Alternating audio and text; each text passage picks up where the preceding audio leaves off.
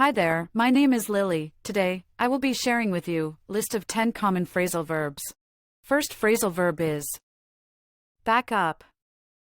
In plain English it means to provide support or assistance.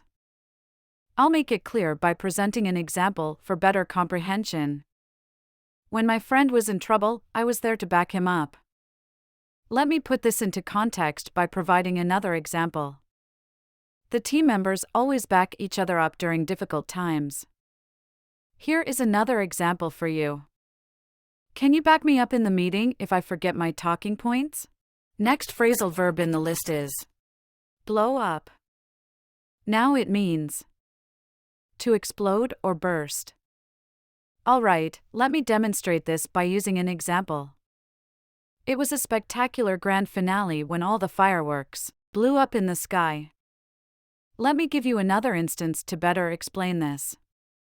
Rita enjoyed blowing up the balloons on her own birthday. I'll simplify this for you with the help of third example. Kids giggled with excitement as they watched their soap bubbles blow up and vanish in the air. Let's move forward to the next phrasal verb, which is break down. It basically means to stop functioning correctly. I'll make it clear by presenting an example for better comprehension. My car broke down on the way to work, so I had to call a tow truck. By giving you another example, I can better explain this to you. The computer suddenly broke down and wouldn't turn on again. By way of third example, let me explain this to you. We had to cancel our plans because the elevator in our building broke down. We will now focus our attention on the following phrasal verb, which is bring up. What does it mean? Well, this means to introduce or mention a topic. Now let's use this phrasal verb in our own sentence. During the meeting, I brought up the issue of budget constraints. Alright, here is one more example of this phrasal verb. Whenever I try to bring up my hobbies, she quickly changes the subject.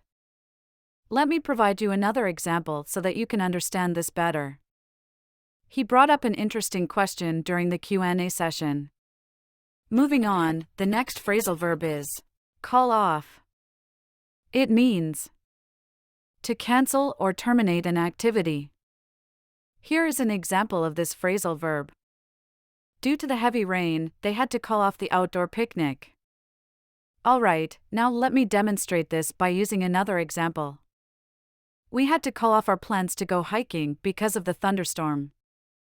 Okay, let me clarify this again by providing third example. They called off the party because many of the guests couldn't make it.